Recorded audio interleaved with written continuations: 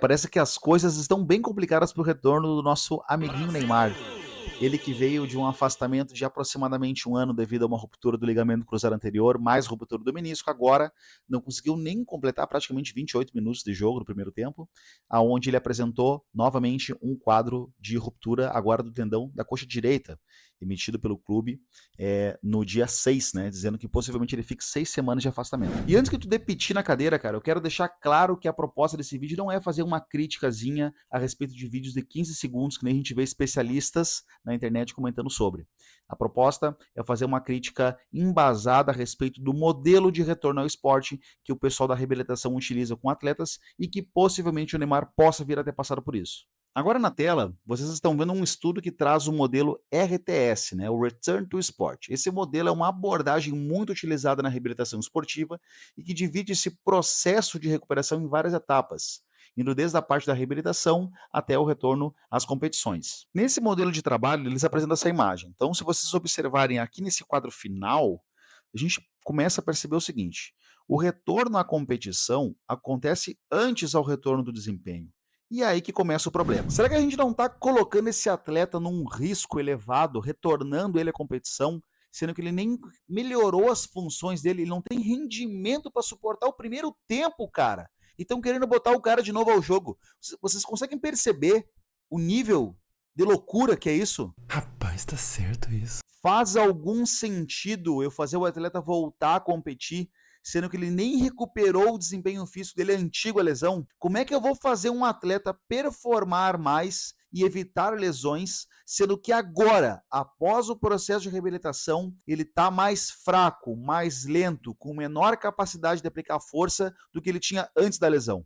Entendem o problema? Vai dar! Não vai dar! Não, e o mais louco disso tudo é que no mesmo estudo eles trazem uma informação importantíssima para esse momento. Reparem só.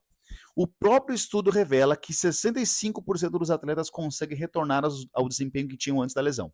Cerca de 25% desses atletas acabam sofrendo uma nova lesão, seja no mesmo joelho ou no joelho oposto. Vocês conseguem perceber a similaridade da situação do Neymar com o que esse estudo traz? Vocês conseguem perceber que o estudo traz uma análise de construção de retorno ao desempenho e ele mesmo, sem perceber, faz uma crítica sobre isso? E, gente, esses dados não são apenas números. Eles mostram que, na maioria das vezes, esses atletas retornam às suas competições sem aptidão física, seja por incapacidade técnica ou por má elaboração desses planos de trabalho. Outra coisa que me preocupa é sobre o treinamento de força desses atletas. É óbvio que um treinamento de força bem elaborado vai ser fundamental para evitar ou prevenir lesões, principalmente nesse joelho operado. E quando eu falo em aumento de força, eu não me refiro em aumento de massa muscular, não tem relação nenhuma a isso, eu me refiro em melhorar a aplicação de força. E para isso é fundamental que haja o monitoramento desse treinamento. E como é que a gente costuma fazer isso? Você já deve ter percebido como que eu costumo fazer esse trabalho de forma diária.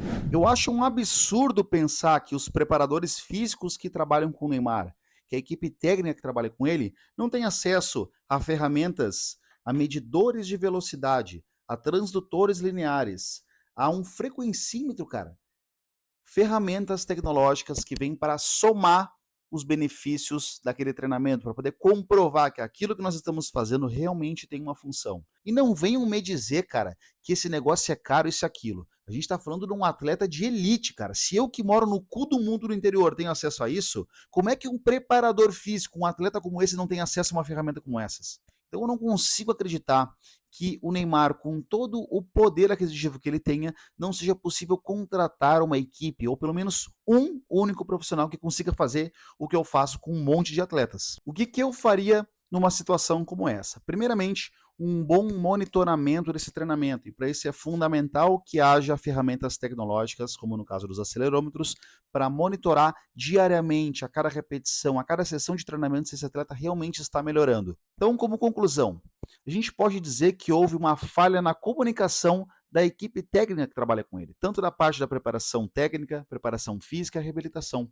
Tem que existir uma comunicação muito saudável entre esses profissionais, ao ponto do preparador físico dizer: não, O Neymar não está pronto para retornar aos jogos porque ele não obteve ainda a melhora do rendimento físico. Ele ainda está pior do que ele estava antes. E eu preciso de mais tempo para poder entregar esse resultado. Comunicação. É fundamental que o preparador físico tenha voz ativa dentro dessa equipe. Ele tem que ter a capacidade de afirmar, cara, esse atleta não está apto a voltar aos jogos. Eu preciso de mais tempo. E aí, obviamente, é uma decisão de toda a equipe técnica em quem vai cumprir a responsabilidade por esse atleta. Gente, se vocês têm algum ponto em discordância sobre o que eu falei, eu fico totalmente aberto para a comunicação. Entrem em contato comigo, conversem comigo. Se eu tiver errado, por favor, tenham a liberdade de conversar comigo.